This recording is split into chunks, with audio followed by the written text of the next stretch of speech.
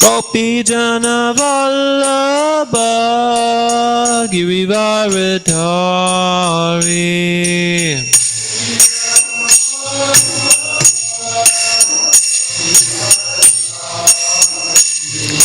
Gopi Jana Vallabha Girivaradhari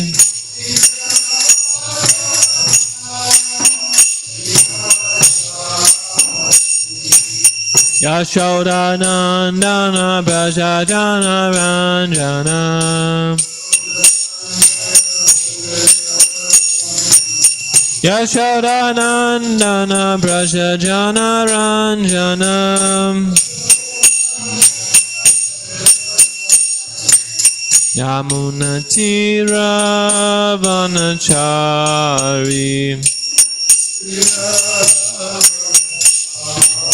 Yamuna Tira Vanachari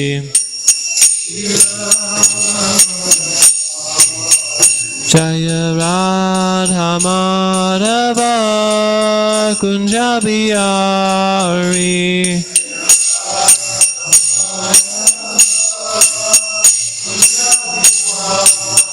Jaya Radha Madhava Kunjabiyari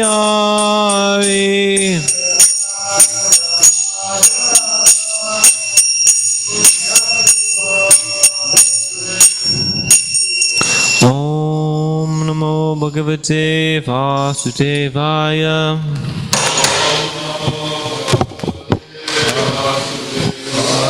Om Namo Bhagavate Vasudevaya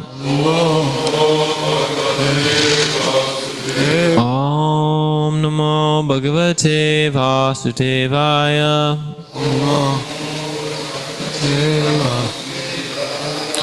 Continuing reading from Srimad Bhagavatam, Canto 3, Chapter 5.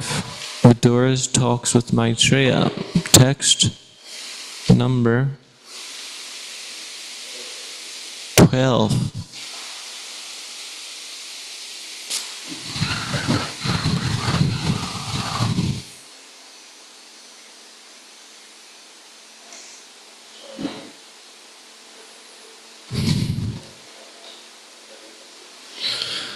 Munir Vivakshor Bhagavad Gunanam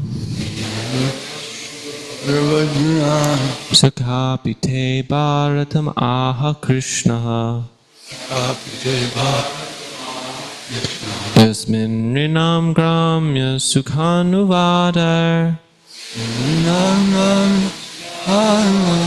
Matir Grahita Nuhare Kathayam Munir Vivakshor Bhagavad Gunanam Sakhapite Bharatam Aha Krishna Yasmin Rinam Gramya Sukhanuvadar Mantir Grihita Nuhare Kathayam Munir Vivakshor Bhagavad Gunanam Sakhapite Bharatam Aha Krishna Yasmin Rinam Gramya Sukhanuvadar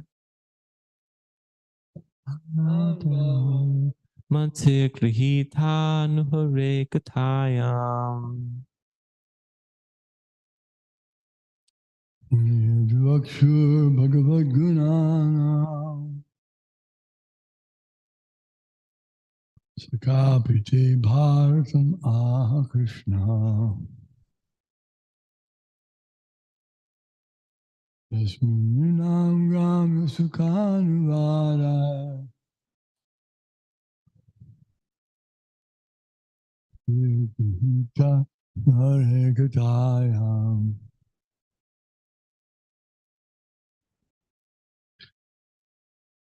Munir Vivakshur Bhagavad Gunanam Sakapite Bharata Mahakrishna Yasmin Rinangram Yasukanuvadar Matir Grihita Nuhare Katayam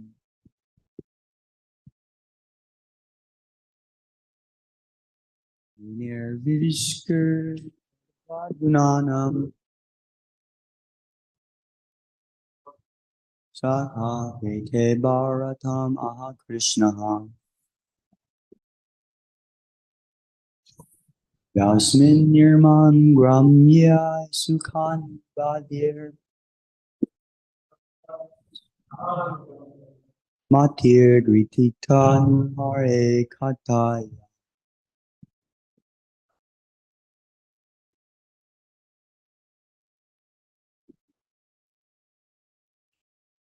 Munir Vivakshur Bhagavad Gunanam Vakshur Bhagavad Gunanam Sakapite Bharatam Aha Krishna Ratam Aha Krishna Yasmin Rinam Gram Yasukanuvadar Yasmin Rinam Gram Yasukanuvadar Matir Grihita Nuhare Katayam Matir Grihita Nuhare Katayam Munir Vivakshor Bhagavad Gunanam Munir Vivakshur Bhagavad Gunanam Kapite Bharata Mahakrishna Sagapite Bharatam Aha Krishna Nirnam Gram Yasukanuvadar Yasmin Rinam Gram Yasukhanuvadar Grihita Nuhare Katayam Mate Grihita Nuhare Katayam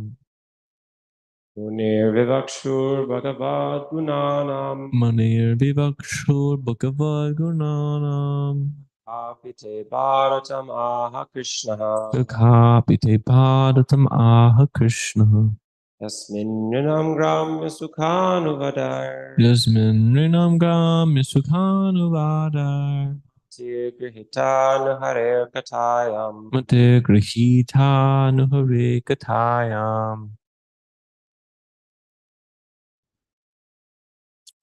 Munihi, the sage, Vivakshu described Bhagavat of the personality of Godhead.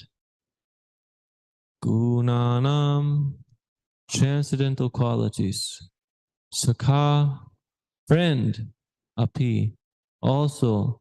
Te, your. Bharatam, the Mahabharat. Aha, has described. Krishna, Dvaipayana Vyas. Yasmin, in which. Nrinam, of the people. Gramya, worldly. Sukha anuvadai, pleasure derived from mundane topics. Mati, attention. Grihitanu, just to draw towards. Hare, of the Lord. Katayam, speeches of. Bhagavad Gita, translation and purport by His Divine Grace A.C. Bhaktivedanta Prabhupada, Swami Prabhupada, Srila Prabhupada Ki Jai. Your friend, the great sage Krishna Dvaipayana Vyas, has already described the transcendental qualities of the Lord in his great work, the Mahabharata. But the whole idea is to draw the attention of the mass of people to Krishna Katha, Bhagavad Gita, through their strong affinity for hearing mundane topics. Does Baru have a way to hear the class downstairs? Can we fix that?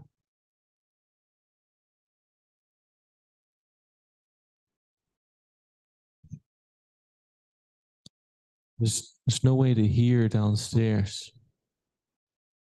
This phone's here.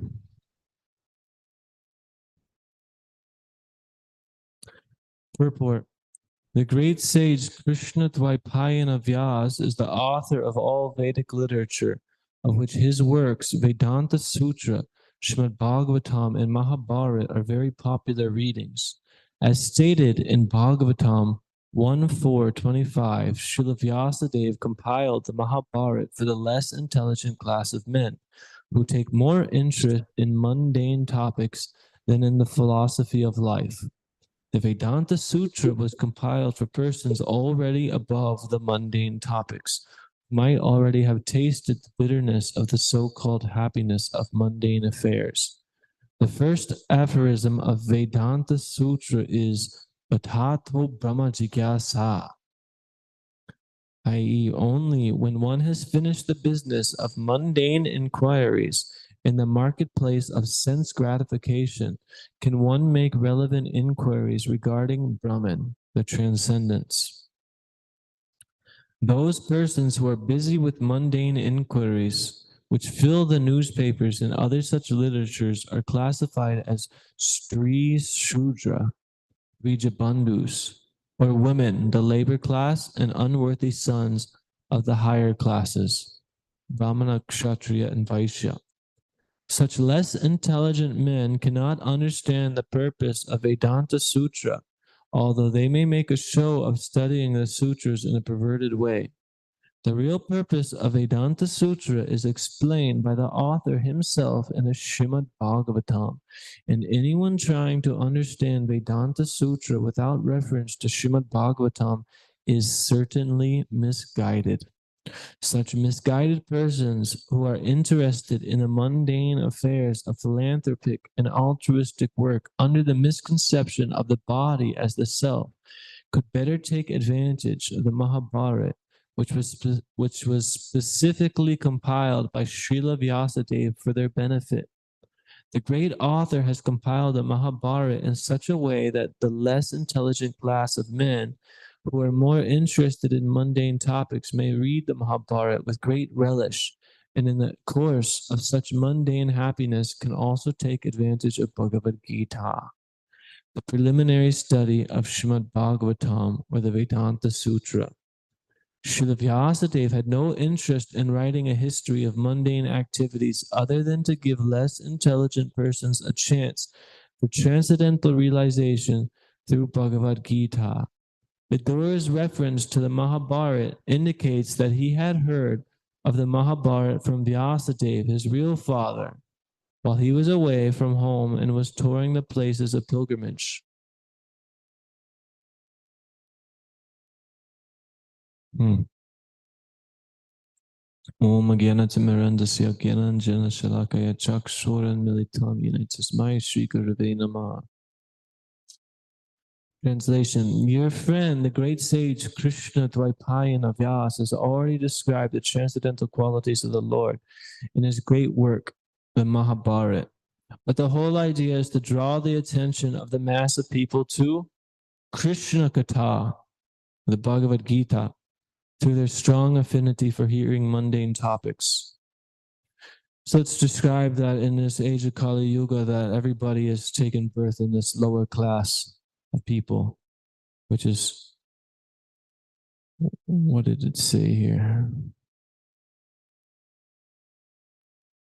Stri Shudra Bijabandhus means women, the laborer class Shudras, and Bijabandhus, not actual Brahmanas, but people who are associated with Brahmanas, Brahmana in name only, but nobody who's actually fitting the bill of a true Brahmana. So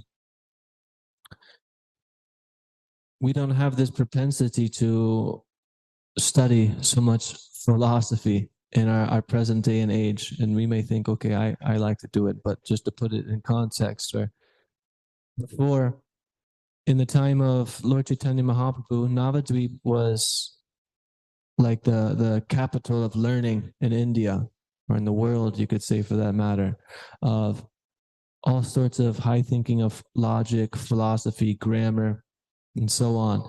And scholars would debate. And if you would lose, then, I would accept you as being greater than me and, accept you as a teacher, a superior. Whereas nowadays, most often we're not even able to enter into an intellectual debate, and most people are debating over politics or their favorite sports team, and it doesn't come to any kind of conclusion. And what to speak of if somebody actually has some philosophy that could defeat somebody else's viewpoint, that person would say, okay, you have something, like, I accept you as my teacher, now let me understand what you understand. Because we're too prideful to take instruction from others. But that's why this Mahabharata was written by Vyasadeva, because in the framework of these drama, of all the interactions of the Pandavas and the Kurus and the conniving attempts to steal the Pandavas' throne, the kingdom, and exiling them, and ultimately leading up to a war. It's very exciting. You read it, you hear about it. It's like an enticing drama. It's like a movie. We've seen so many movies, and there's always these different things to agitate you, to get you sucked in, that you want to hear, that you want to figure out what's going to happen. So the Mahabharata has many twists and turns along the way. But within that framework, there's Krishna Katha, which is mentioned here in this verse, and specifically the Bhagavad Gita, which is, happening in the middle of the battle which takes place in the Mahabharata. So without Krishna Katha, what are we going to talk about? Prabhupada, he pointed out that, he says, first aphorism of Vedanta Sutra is Atato Brahma Jigyasa, or only when one has finished the business of mundane inquiries in the marketplace of sense gratification can one make relevant inquiries regarding Brahman, the transcendence. There's a purport I really like of Srila Prabhupada. It's the first canto of the Bhagavatam, chapter 2, text number 5. And this is where Sutta Goswami, he's thanking these sages at Naimisharanya for asking such questions. They're the greatest questions because they're relating to the welfare of all living beings, because they're directly pertaining to Lord Krishna. And in that purport, Prabhupada mentions that everybody is asking questions. The busy lawyer who's going to work, he's asking questions all day long. The person on the street, in their mind, they're asking questions all day long. Ourselves, we're asking questions.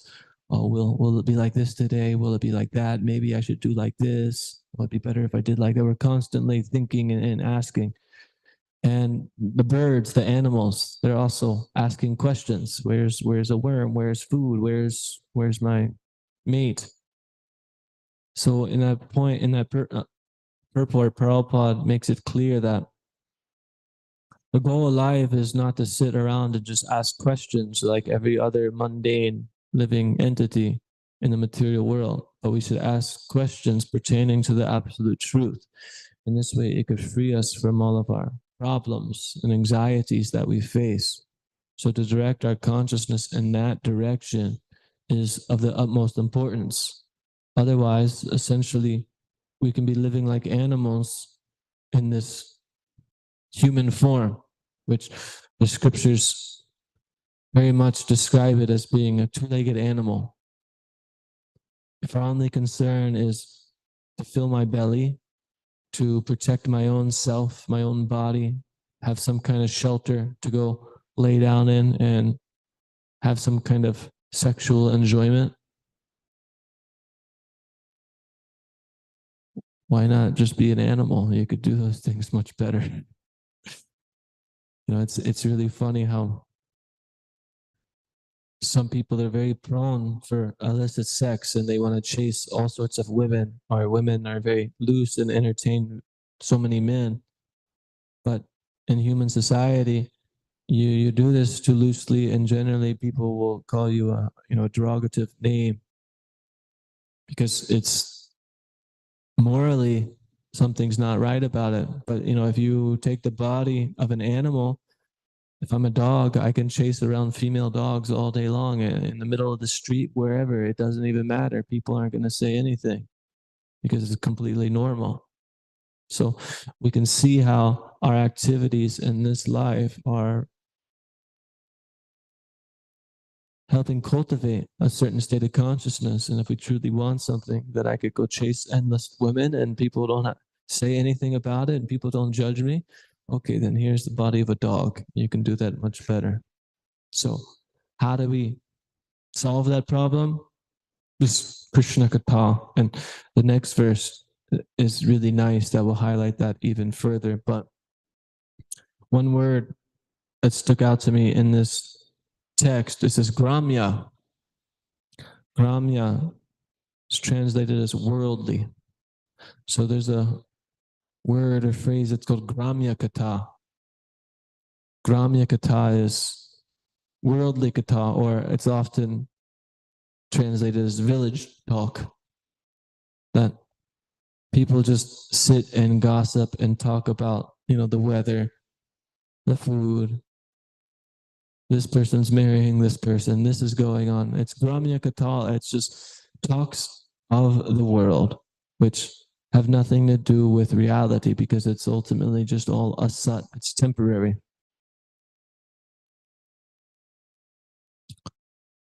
Whatever we're talking about, if it's not in relation to Krishna, or if it's not provoking that attraction somehow for us to come to a higher state of consciousness and approach the supreme absolute truth, then it's Shrama Evi Kevalam. It's a waste of time. Shri Shri Gauranatai Ki Jai. So we have to examine in our life constantly how much of this we allow into our consciousness. Sometimes people go on a diet because they're very concerned with their bodily health. So then they limit what they eat, how they, eat, how they exercise, how they maintain their body. But as a devotee, we should be very diligent to go on a diet of what we hear, of what we see, what we allow into our consciousness. Because the more that we associate with this Gramya Katha, it pollutes our consciousness. Just as we allow Krishna Katha into our ears. What was the verse yesterday? You were mentioning it so much. Oh, okay. I'll read the translation again. Who in human society can be satisfied without hearing sufficient talk of the Lord, whose lotus feet are the sum total of all places of a pilgrimage, and who is worshipped by great sages and devotees? Such topics can cut off one's bondage to family affection simply by entering the holes of one's ears. So all we have to do is allow it to enter our ears. But our ears we can never turn off, and we can't close them. So I'm prone to allow into my ears anything that I'm around, that I'm associating with. So we have to very actively choose to associate with Krishna Katha. Hear the holy name, hear from the devotees, hear the Srimad Bhagavatam. In this way, we can become very certain of our path and how to follow it, and slash away the things that are impediments on our spiritual journey. In the Bhagavatam, in the first canto, second chapter, text 15, says, Yad anuryasina yukta karma granti nibandanam chindanti kovadas tasya kona kuryat taratim.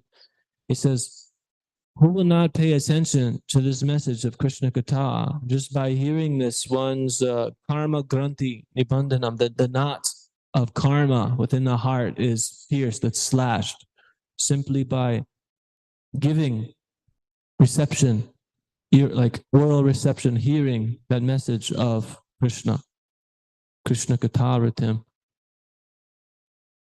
So this is the way. Anything we do in life, we have to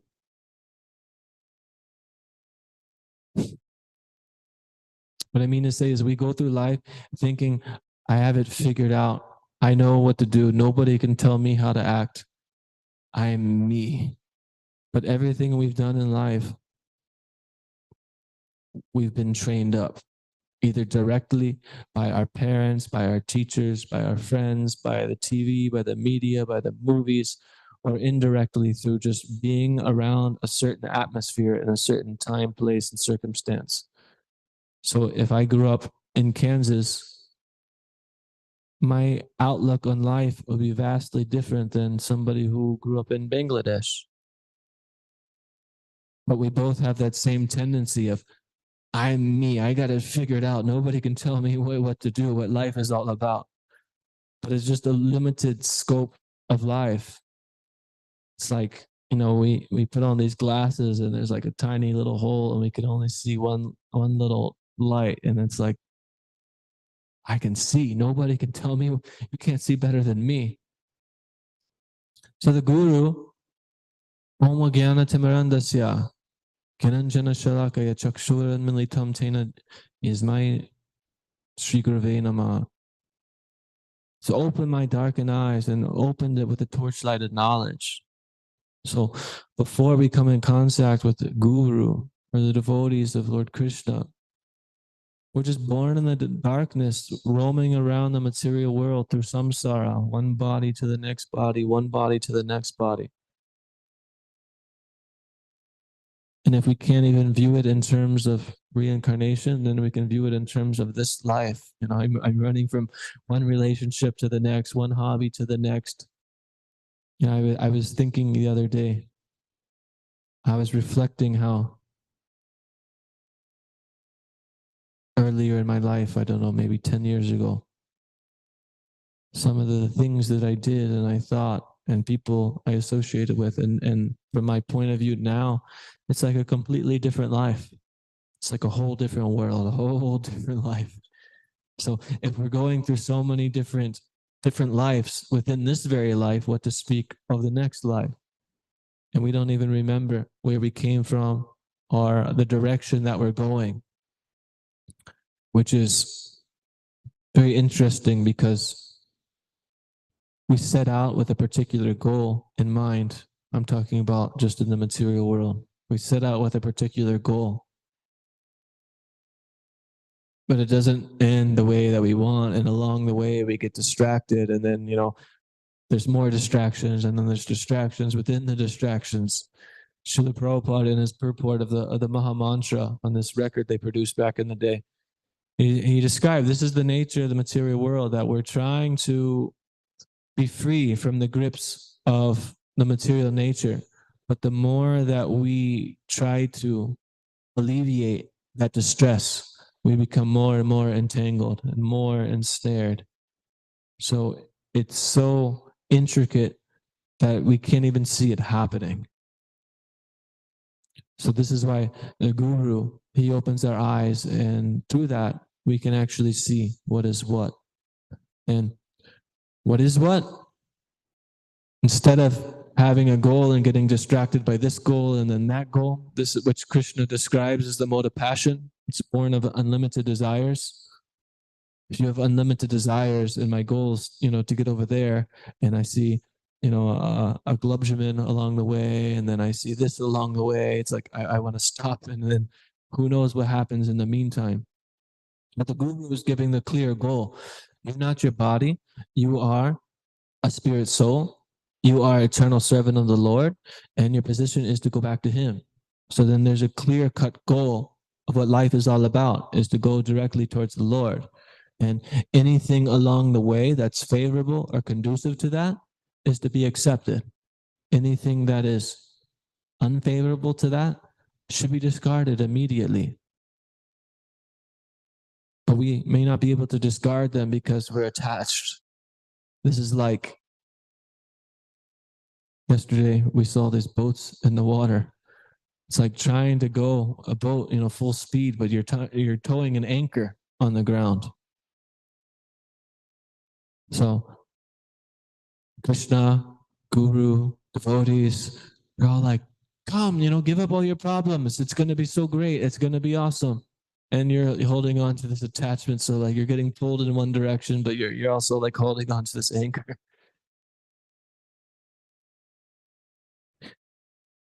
We have to pray. We have to pray and take shelter of the acharyas, of those who are actually advanced on the path, who are showing the Lord's mercy. So we can also have the strength to give up these anarthas, this anchor, this attachment to this material world.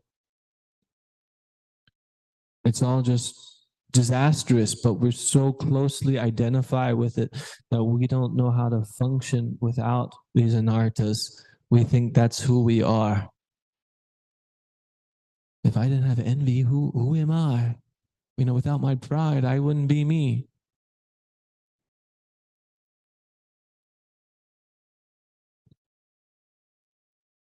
But simply by continuing the process of hearing and chanting. And what are we hearing? One should chant, one should do devotional service. So by a combination of doing devotional service, hearing and chanting, all of these anarthas, all of this garbage within our consciousness can be completely eradicated. But one has to adopt a service attitude to this Bhagavat, the book Bhagavat and the person Bhagavat. By doing that, one can gain an affinity to actually hear. Because if one can develop an attraction to hear,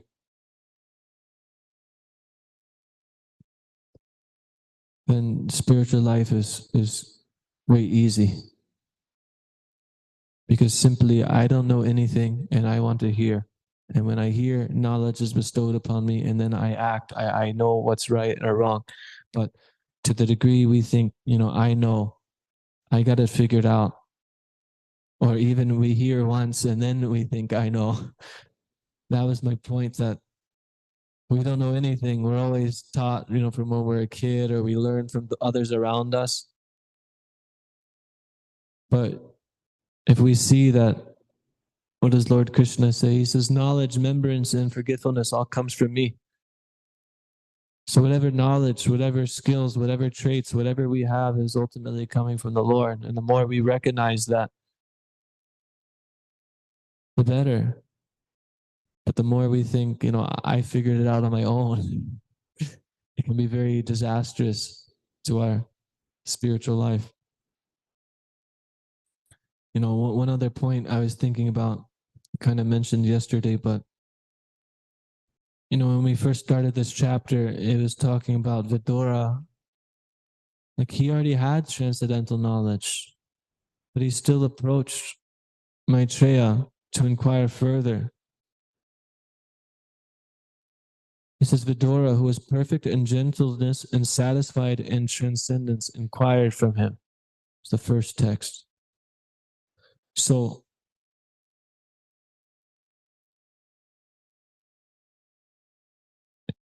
we should always maintain this mood, even if I am self-realized or transcendentally satisfied, that I can always inquire from other sadhus, other devotees. In this way, we can have really deep relationships where I respect this person and I respect their opinion, their perspective of what they've read, what they've heard, that they're performing devotional service and they also have realizations. Because if I have some kind of realization, however small it may be, that entices me to continue the process of bhakti yoga and devotional service, then what to speak of this other person who comes from a completely different background, he does a different service, and so on. What realizations is he having? Because if our goal is really to go back to God and learn to love Krishna, then I'll be willing to accept anything. If there's knowledge that's coming, that's going to help me touch my heart and give up my anartas and it's coming from a homeless person on the street, I'll take that. If it's coming from my junior, somebody who's like supposed to be not as advanced to me, I'll take that. If it's coming from a superior, and I have to bow down and be submissive to him and render service, I'll take that. If it's coming from my friend who's on an equal level and, part of me is jealous and like angry that this person has this kind of realization or this surrendered attitude, then I'll take that. We have to take whatever it takes to actually get that knowledge, because whatever is bestowed is not up to us. It's not on our fingertips. We can only act in a certain way to attract the Lord's mercy, but ultimately all this knowledge is coming from the Lord himself. So the more we can truly make that the main goal of our life, then all of the other pride and jealousy and envy will naturally melt away, because all you're concerned is, this is the goal, and I'm focused on the goal. And this is what Krishna says, Vyavisatmika bhutiya ekeha kanunandana. One is on this path as one-pointed attention, one-pointed focus. And then one has that one-pointed focus, who cares about everything else? You're willing to do whatever it takes. So we may not be there, and that's okay, but we have to understand that that's desirable. We should always view the path and the progression of Krishna consciousness for what it is in a pure sense as described by the acharyas in the scripture, and never bring it down to our level of thinking, I tried devotional service and some things just don't really work. Maybe it's not perfect, or maybe, I'm meant to operate on this level and this is okay. No, this is not okay. The level is devotional service, and anything else is a compromised position.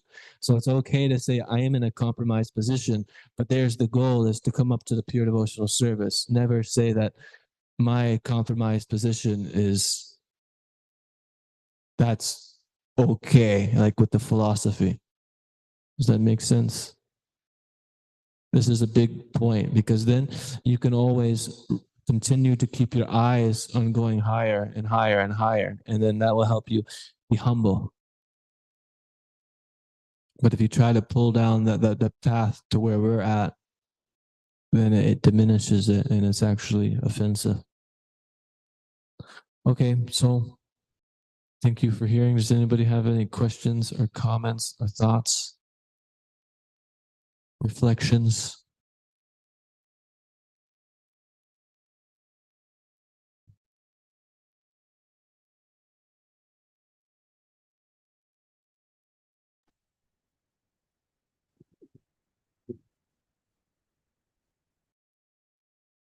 Yeah, we heard yesterday, Krishna Katha is so powerful, it can disentangle one from family affection. But what really was interesting to me was what Prabhupada said early on in the purport. He said, family affection is the only impetus for all mundane activities. So the impression that I got is we deal with this family affection, and then all of a sudden we're... What is it? He said, family affection is an illusory manifestation of the external energy, and it's the only impetus for all mundane activities. So maybe you could expand on that. Family affection is an illusory manifestation of the external energy, and it is the only impetus for all mundane activities. As long as there is mundane activity and the mind is absorbed in such engagement, one has to undergo the repetition of birth and death in the current material nescience. Well,